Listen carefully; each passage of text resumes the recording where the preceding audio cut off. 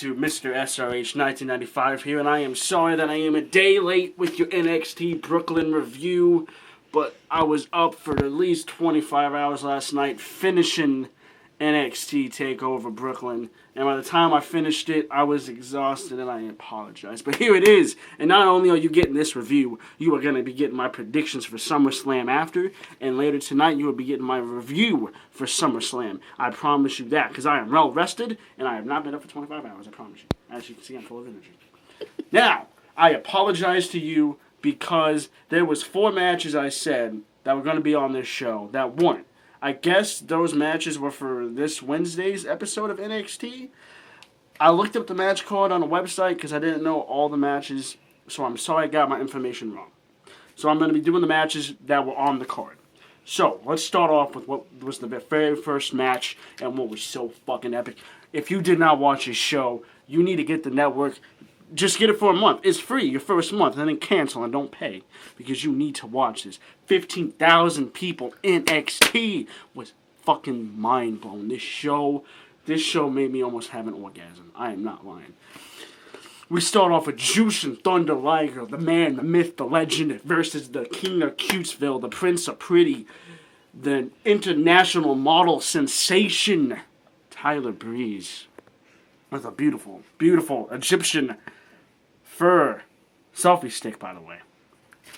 This was an amazing match. We got the infamous palm strike from Jushin Thunder Liger. We got super kicks from Tyler Breeze. We got running heel kicks. We got the running Liger bomb for the 1, 2, 3 for Jushin Thunder Liger to be your winner. Ladies and gentlemen, Tyler Breeze is now 1-4 at Takeover events. This model cannot just catch a break. Maybe you should go back to the runway, Breeze. It's not looking good for you. We then got the Vaudevillains versus Blake and Murphy and Alexa Bliss. But we got a surprise of the night. The Vaudevillains had a backup plan because chivalry is not dead when it comes to gentlemen.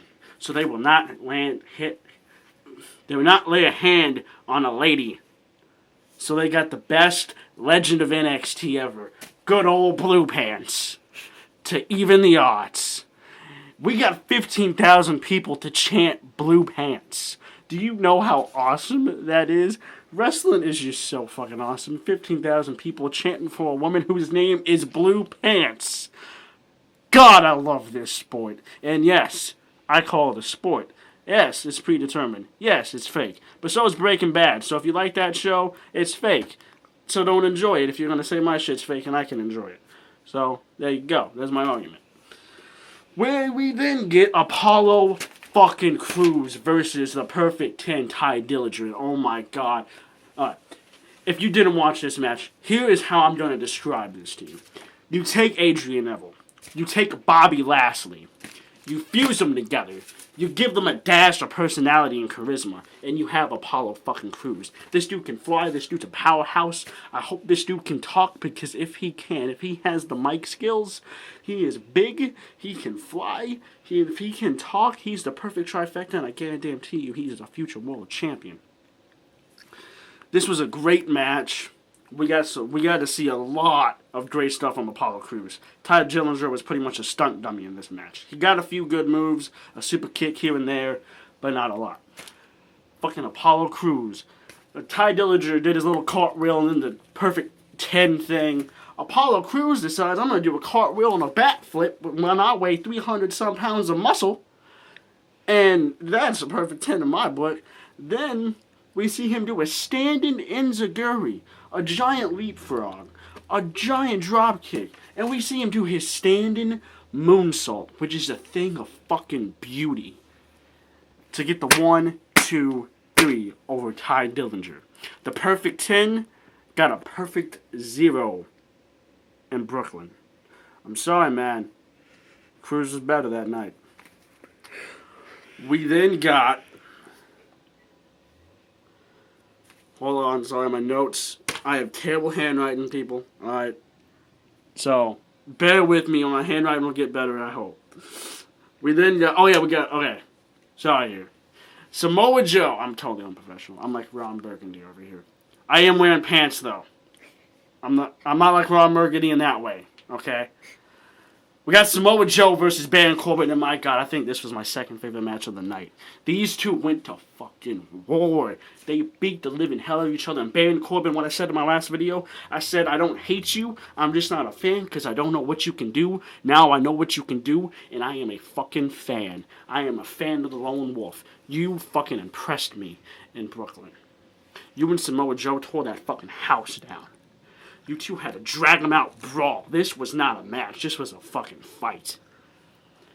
And Baron Corbin, you almost won. There was a lot of big shots. There was a lot of back and forth punches, chops, kicks, boots, throwing against the barricades. There were a lot of submissions. There was a point where Samoa Joe got a fucking roll up, turned it into a one-legged Boston crab, and then turned it into a crossface. And it was amazing. It was spectacular. I just, my God. It ended with Baron Corbin hitting a double choke slam and pinning him like this. And then Samoa Joe flipped him into the rear naked choke to make him pass out. He did not tap out. He passed out, which means I think we're going to begin a rematch and a Samoa Joe Corbin 2. But Joe got the victory. He got the W with the submission. Alright, that was match number 3. So let's go on to match number 4. Hold on, I'm sorry, like I said, terrible handwriting. Okay, it was Becky Lynch versus, Becky Lynch. This video is terrible. I am sorry, people. I'm getting confused left and right.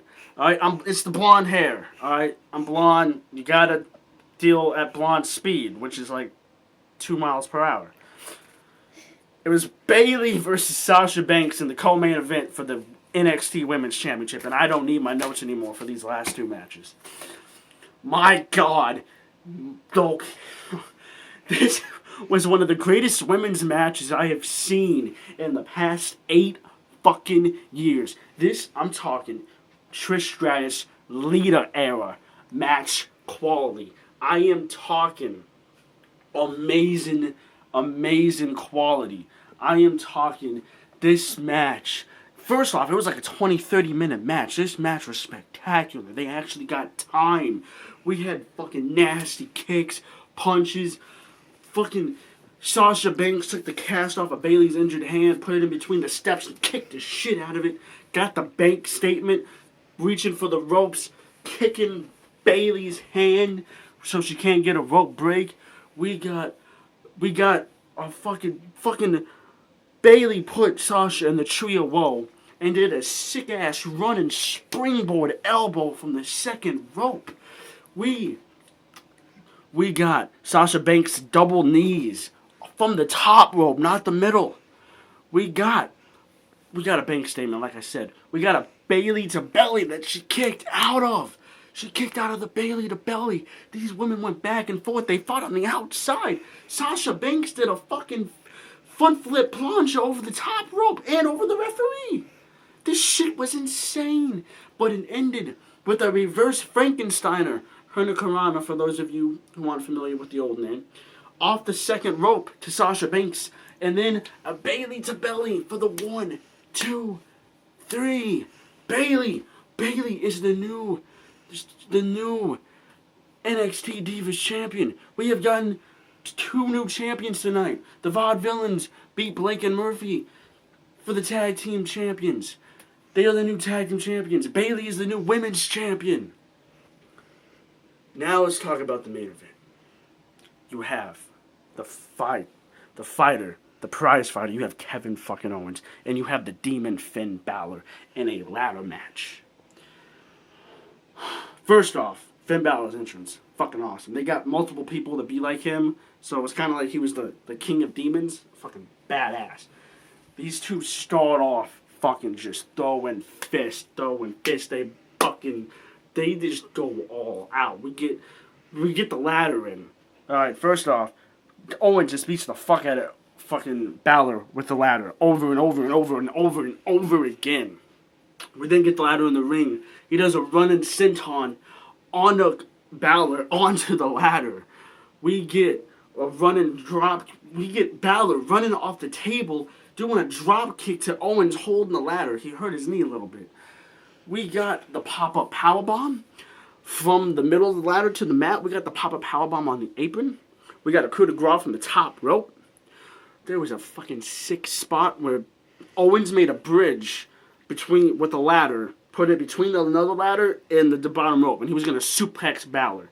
Balor knocked him off, and he fell right off it, and he fucking bounced. And there was another moment where Balor kicked the ladder, tipped it over so Owens would fall off, and he bounced right off the turnbuckles. It looked nasty as fuck, guys. Alright. It ends with Balor getting Owens on the ground and climbing the ladder. And he sees Owens laying down, and both these men keep getting up. They keep getting up, they keep getting up, they keep getting up. So what does he do? He hits the coup de grace, his finishing maneuver, that infamous big cannonball double stomp from the top of the fucking ladder. He climbs, slowly, painfully, scrapes, welts, bruises on his back, face paint completely worn off. And he unclenches that title, and he is still your NXT champion, ladies and gentlemen. That was an amazing show. I will give this show a 10 out of 10. And at the end, one final note, in the middle of the show, we did get announced that starting October 2nd, all the way till October, at the next NXT Takeover, we are going to have a tag team, the Dusty Rhodes American Dream Tag Team Classic Tournament. In memory of Dusty Rhodes, because without Dusty Rhodes, NXT wouldn't be what it is today. So, ladies and gentlemen, that was my thoughts and opinions on NXT TakeOver Brooklyn. Stay tuned for my predictions for SummerSlam tonight, and then my review later. Like I said, the show was a 10 out of 10, guys. Until next time, as always, YouTube, stay classy, and peace out.